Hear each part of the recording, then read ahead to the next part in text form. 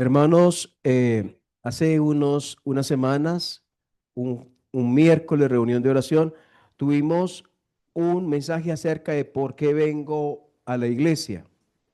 Estuvimos viendo algunas cosas.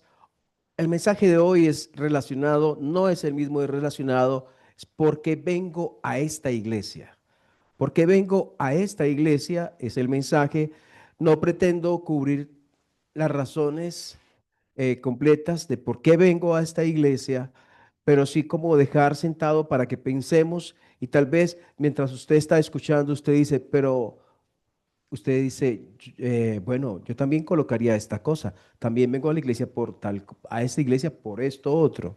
Entonces puede ser que me haya faltado cosas, pero lo dejo como una reflexión y que quiero que tengamos en esta oportunidad. ¿Por qué vengo a esta iglesia? Primero, recordar que en la Biblia nos enseña acerca de las iglesias locales. La frase iglesia local creo que no está en la Biblia, pero cuando hablamos de iglesia local, sí hablamos de algo que enseña la Biblia. ¿Qué enseña la Biblia? La Biblia enseña de grupos de creyentes en localidades, ¿cierto? ¿A quién se escribió, por ejemplo, el libro de Éfeso? A los hermanos, grupo de creyentes congregados en una ciudad llamada Éfeso. ¿A quién escribió Filipenses? A un grupo de creyentes en una ciudad llamada Filipos. Entonces, la enseñanza de la existencia de iglesias locales es evidente en la palabra de Dios y por eso podemos decir con toda tranquilidad, las iglesias locales no surgen como una idea del hombre, sino que es la voluntad de Dios, nacen en Dios. Entonces, lo aplicamos a nosotros. El hecho de que haya una iglesia local en Calarcá, Quindío, no fue idea de hombre, sino que Dios lo hizo. Es idea de Dios. Entonces, cuando miramos Colosenses capítulo 1, versículo 1, dice, Pablo, apóstol de Jesucristo, dice Colosenses 1:1. Pablo, apóstol de Jesucristo, por la voluntad de Dios, y el hermano Timoteo, a los santos y fieles hermanos en Cristo Jesús que están en Colosas. Gracia y paz sean a vosotros, de Dios nuestro Padre y del Señor Jesucristo. Entonces, pregunto, ¿es la voluntad de Dios que haya iglesias locales en ciudades?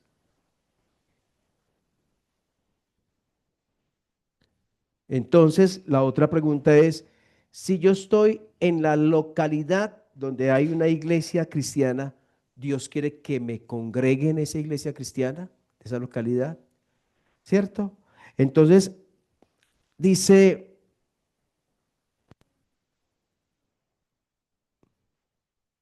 a los santos y fieles hermanos en Cristo Jesús que están en Colosas. La aparición de las iglesias locales es el cumplimiento de eso a predicar el evangelio. Salieron de Jerusalén y se comenzó a predicar el evangelio. Se comenzó a formarse iglesias cristianas alrededor de Jerusalén y después se extendieron por todo el mundo. No es la idea de Dios, y ya lo hemos dicho, no es la idea de Dios que un creyente crezca en su vida espiritual aislado de la vida de iglesia. ¿Significa esto que las personas que vienen más a la iglesia son los que van a crecer? ¿Sí o no? Miren la pregunta. Las personas, escuchen esta pregunta, las personas que más vienen a la iglesia, que se congregan fielmente, que no dejan de congregarse, que hubo un terremoto y no importa, encima de los escombros pasan y se congregan. Esas son las personas que más van a crecer espiritualmente.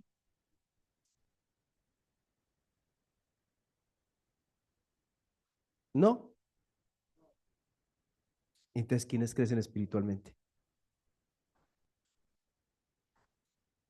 Entonces, ahí diríamos, depende, ¿cierto? Depende. ¿De qué depende? Porque hay personas que no dejan de congregarse, que son muy fieles sin congregarse, pero que en su corazón, en su vida, guardan pecados y que no quieren dejarlos, que no los han puesto delante del Señor y aman ese pecado. Entonces, mientras aman ese pecado, perseveran en ese pecado, a la vez están congregando. Entonces, ¿cómo van a crecer? ¿Cómo se crece espiritualmente? Pero por otro lado, yo no tengo un pecado, un vicio, yo no tengo un pecado en el cual estoy cayendo recurrentemente, pero a la vez no me parece tan importante congregarme siempre. Estaré creciendo espiritualmente como debo. Hay una vida de iglesia que tengo que tener. Hay algo que Dios me enseña cada vez que vengo. Cuando usted viene a la iglesia para recibir, sí, pero también está pensando, Dios qué quiere que yo dé. Dios qué quiere que entregue. Dios me ha colocado unos dones. Dios me ha colocado unas capacidades. Dios me las ha dado. La pregunta es, pregúntese usted, cada uno de ustedes, los dones que Dios me ha dado hoy, junio 2025, los estoy colocando al servicio del Señor para edificación de la iglesia. ¿Lo estoy haciendo o no lo estoy haciendo? Porque es una de las razones por las cuales Dios quiere que nos congreguemos, el ejercicio de esos dones que Dios ha colocado.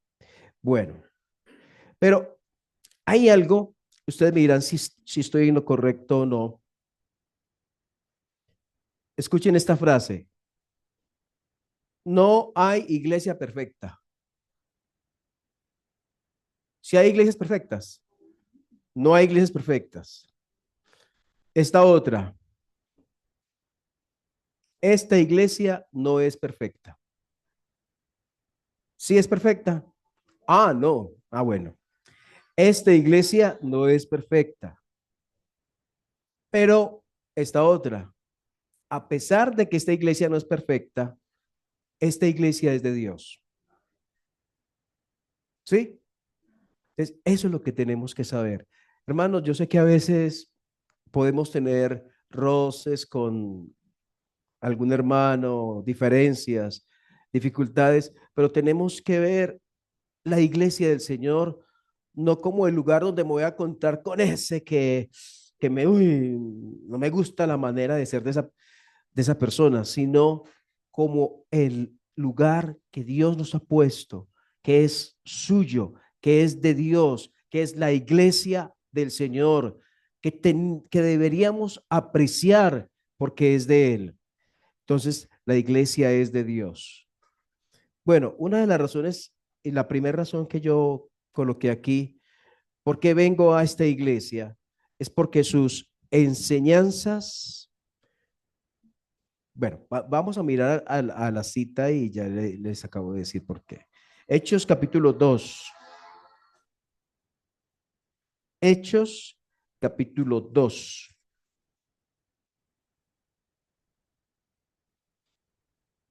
Hechos 2, versículo 14.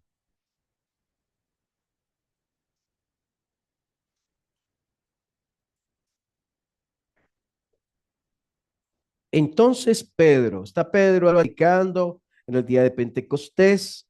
Entonces Pedro, poniéndose en pie con los 11, alzó la voz y les habló diciendo, varones judíos y todos los que habitáis en Jerusalén, esto sea notorio y oíd mis palabras, porque estos no están borrachos como vosotros suponéis, puesto que es la hora tercera del día, o sea, es las 9 de la mañana, ¿cómo se les ocurre? Son las 9. Versículo 16. Mas esto es lo dicho por el profeta Joel.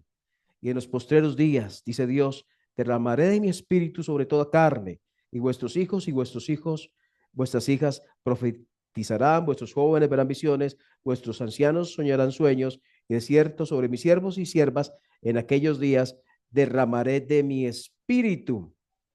Y ahí sigue hablando, citando al profeta Joel. Y luego el versículo 22. Varones israelitas, oíd estas palabras. Jesús Nazareno, varón aprobado por Dios entre vosotros, con las maravillas, prodigios, señales que Dios hizo por medio de él, como vosotros mismos sabéis. A este entregado por el determinado consejo y anticipado conocimiento de Dios, prendisteis y matasteis por manos de inicuos, crucificándole, al cual Dios levantó, suelto los dolores de la muerte, por cuanto era imposible que fuese retenido por ella.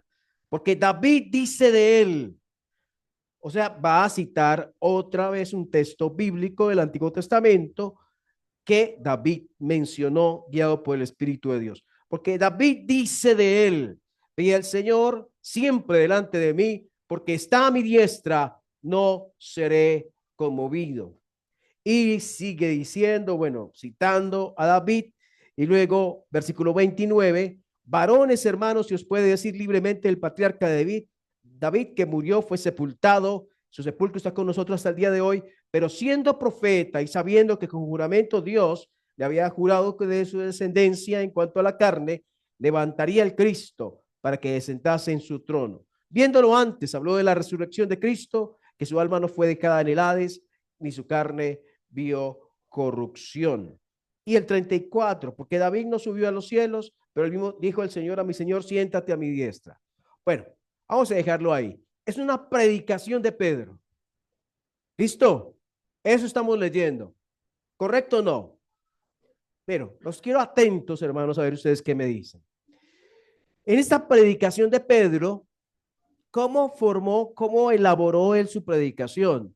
O sea, ¿qué elementos utilizó en su predicación?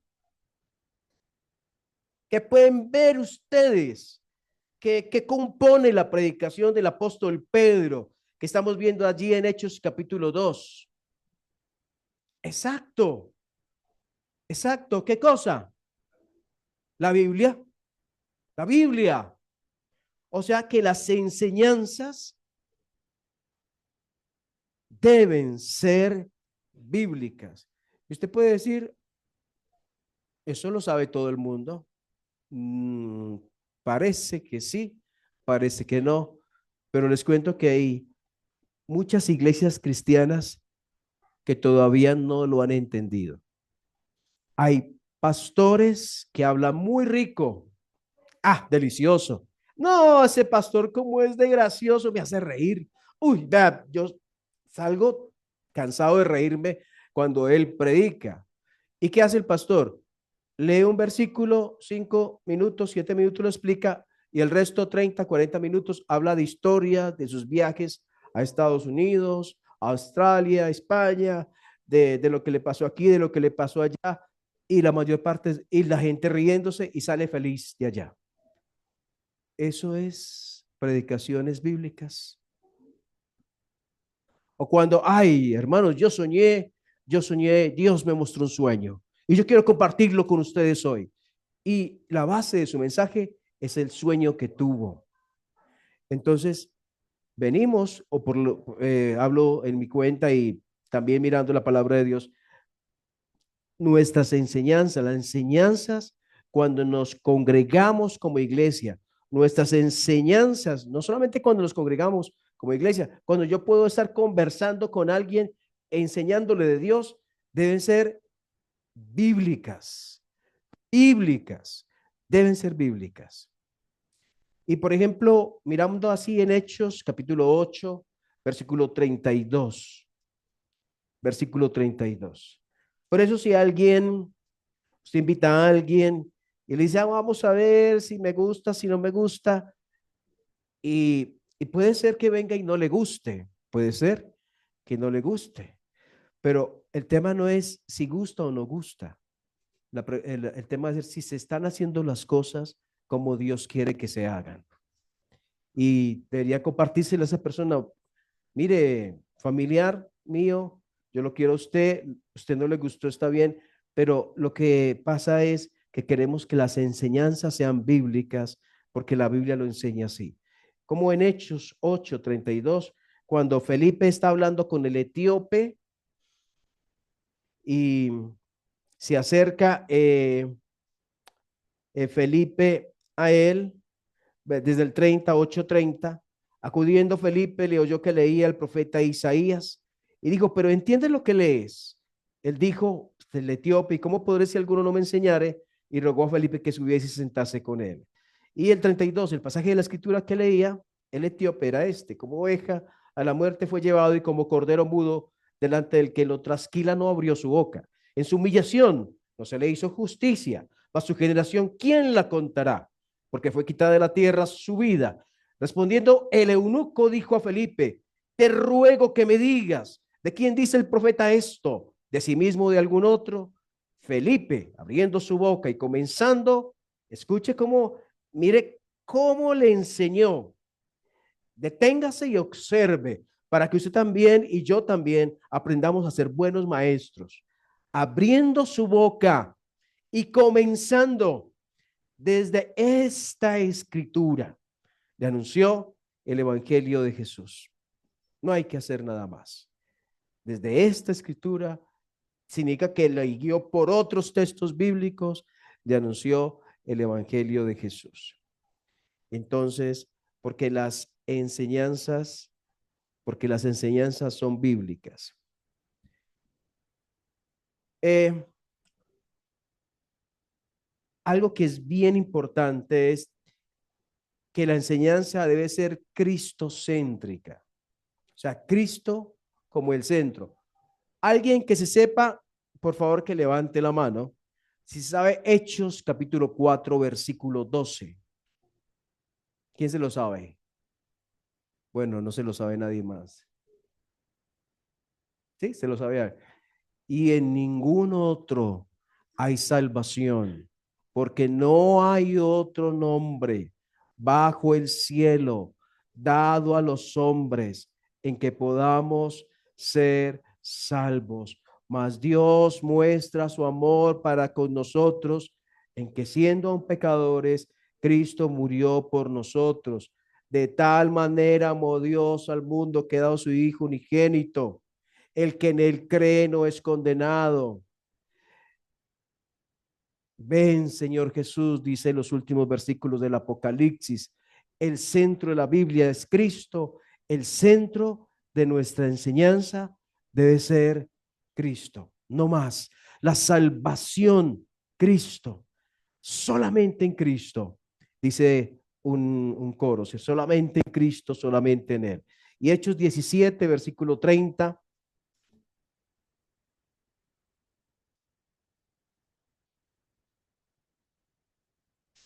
Hechos 17, versículo 30,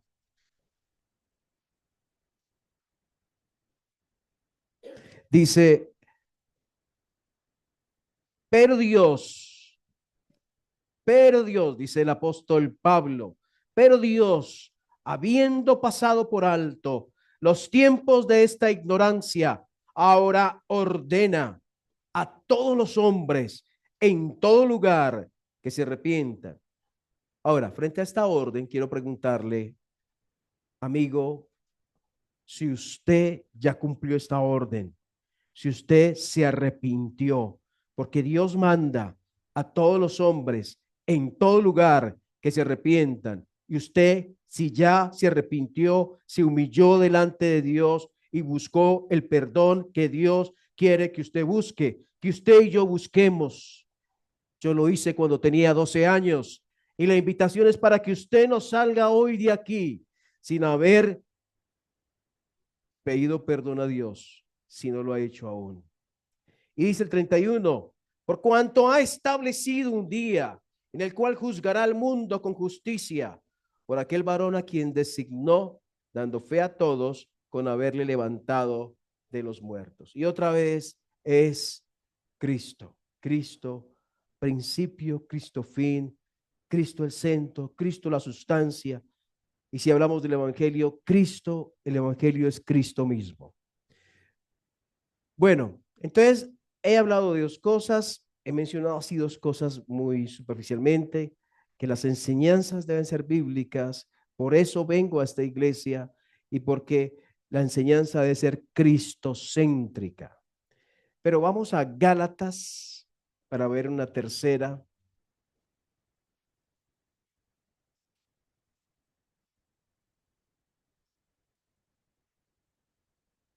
Gálatas capítulo 1. Resulta que se ha predicado el evangelio allí en Galacia, pero hay algunos que han dicho, venga, venga, no solamente basta con que Cristo murió por ustedes, tienen que circuncidarse, tienen que guardar el sábado, tienen que hacer cosas. No solamente basta con lo que Cristo hizo, hay que hacer algo más. Y Pablo dice, momento, eso es veneno, eso está contaminando el evangelio. La salvación es solo por lo que Cristo hizo, no más, no lo contaminen, no lo dañen, no lo despedacen. La salvación es solo por lo que Cristo hizo en la cruz. Entonces, por eso está en un tono bien fuerte, tal vez parece hasta molesto en Gálatas 1:6 cuando dice, estoy maravillado de que tan pronto os hayáis alejado del que os llamó por la gracia de Cristo para seguir un evangelio diferente. No que haya otro qué, otro evangelio, sino que hay algunos que os perturban y quieren pervertir el evangelio de Cristo. Mas si aún nosotros o un ángel del cielo os anunciare otro evangelio diferente del que os hemos anunciado, sea anatema. Qué fuerte, ¿cierto? Y es lo que abunda hoy en día. Un evangelio diferente, donde no se le dice a la gente, basta con Cristo, sino Cristo, pero también tiene que diezmar para seguir con su salvación.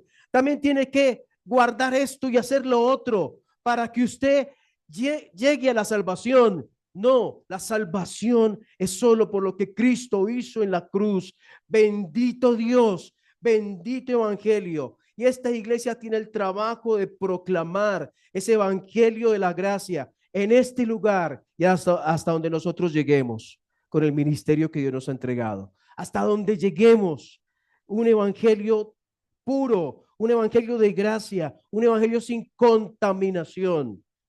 Por eso también vengo a esta iglesia. Entonces, es lo que Dios quiere que hagamos. Es el trabajo que Dios nos ha encomendado a hacer. No es un trabajo de uno solo, es un trabajo de una iglesia, de la iglesia que el Señor ha colocado acá. ¿Aprecia usted esta iglesia? ¿Aprecia usted a sus hermanos? Ver el obrar de Dios, ver cómo Dios los mantiene a través de los años. ¿Aprecia ver llegar a alguien a escuchar de Dios? ¿Aprecia usted eso? ¿Aprecia ver a alguien que de estar allí comienza a participar en una cosa y en otra y usted le va viendo crecimiento espiritual? Aprecia esas cosas. Lo puede ver, puede darle gracias a Dios por eso y puede dar gloria al Señor usted por eso. Puede usted pensar, este hermano lleva hace años con nosotros, cómo Dios le sostiene a pesar de que es una persona económicamente con muy apretada, tal vez muy limitado, pero verle ahí perseverando el obrar de Dios, la iglesia de Dios. Cada uno de ustedes es un milagro de Dios. Si nos pusiéramos a pasarles a cada uno de ustedes, aquí, ¿cómo llegó? ¿Quién lo invitó? ¿Quién lo trajo? ¿Cómo comenzó a ver las cosas diferentes de lo que las veía antes? Y pudiéramos tener aquí hermosas historias de cada uno de ustedes, de lo que Dios ha hecho. Hermanos, Dios nos ha entregado una iglesia. Esta iglesia no es perfecta, pero esta iglesia, usted es parte de esta iglesia. Usted no es un punto aparte de esta iglesia. Hace parte de esta iglesia. Y que Dios nos ha entregado algo para hacer, un trabajo para realizar, un ministerio para desarrollar. Y ni voy a crecer yo, ni voy a hacer aportes de bendición a la iglesia si no hago lo que Dios quiere que yo haga. Si hay algo que impide agradar al Señor, servir, avanzar en su vida espiritual, es hora de dejarlo. Despojémonos, dice la Biblia, de todo peso y del pecado que nos asedia y corramos con paciencia la carrera que tenemos por delante. Despojémonos de todo peso y del pecado que nos asedia y corramos con paciencia la carrera que tenemos por delante, puestos los ojos en Jesús, el autor y consumador de la fe. El estar aquí no es una coincidencia, Dios me trajo aquí. Usted está aquí porque Dios lo trajo. Me congrego aquí y reconozco que esta iglesia no es perfecta, pero esta iglesia es de Dios, esta iglesia es obra de Dios. Nuestra salvación es eterna, suficiente y completa en Cristo Jesús. De pronto usted dirá, hay más cosas para decir porque vengo a esta iglesia. Seguramente que sí, me gustaría después que me dijeran, bueno, faltó esto, hermano, ¿qué tal hubiera sido este punto? Está bien, pero que Dios nos ayude a amar lo que Él ama y hacer lo que Él quiere que hagamos en el lugar donde Dios nos ha colocado. Oramos. Señor, gracias por cada hermano y hermana aquí presente, por lo que tú estás haciendo en cada uno. Tú conoces, Señor, las razones, los porqués de, en ocasiones, ausencias, en ocasiones tal vez aparentes indiferencias, o tal vez falta de entendimiento o de percepción de lo que tú haces, o nos falta aprecio por tu obra y por tu iglesia. Señor, ayúdanos a tener un panorama más claro de dónde estamos, del lugar donde tú nos has colocado en este contexto de esta ciudad de Calarcá, donde hay familias destruyéndose, donde hay niños llegando a la esclavitud de la droga, donde hay niños abusados, donde hay familias, mujeres sufriendo, donde hay hombres derrotados por tantas cosas, donde nos has puesto a predicar que hay un evangelio de esperanza, que hay un evangelio de vida, donde nos has puesto a predicar a solo Cristo basta, solo basta con que Él murió por mí, solo basta con que Él pagó el precio por mi pecado, solo basta eso, ese evangelio como iglesia nos has puesto a predicar. Y Señor, oro para que tú obres en cada corazón nuestro, que haya un palpitar por el evangelio de Dios, que haya un deseo de que ese evangelio se extienda a otras veredas, pueblos, lugares donde tú nos permitas llegar como iglesia, Señor. Oramos por todos los lugares más recónditos de esta ciudad de Calarcá. Oramos por salvación de almas. Oramos por esta familia que vino, por Yamilet, por Luis, por sus hijos, por las señoras que vinieron ayer y los señores que vinieron ayer, por la salvación de ellos, Señor. Oramos por aquellos niños que vinieron para que puedan volver a escuchar de Dios. Oramos, Señor, para que nuestro corazón no esté frío frente a este precioso mensaje del Evangelio. Pero oramos, Señor, si hay alguno aquí que no ha encontrado a Cristo, si hay alguno aquí que no ha sido limpiado de su pecado, si hay alguno aquí que si muere irá a una condenación eterna, que tu Espíritu Santo obre, que tu Espíritu Santo obre en ese corazón, abriendo los ojos y que vea a Cristo muriendo por él, que vea a Cristo muriendo por ella. Y hoy mismo se humilla a sus pies arrepentido. Oramos, Señor, para que nos ayudes a cumplir con nuestro ministerio. Que hoy escuchemos la voz de Dios diciendo, cumple tu ministerio. Cumple aquello que te encargué. Cumple aquello por el cual coloqué los dones que te di. Es hora de que nos levantemos y hagamos lo que tenemos que hacer, Señor.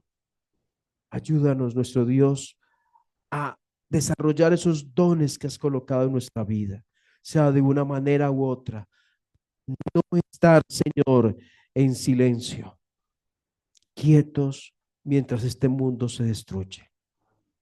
Señor, gracias por los presentes. Bendícelos, bendícelos en el nombre del Señor Jesús. Amén.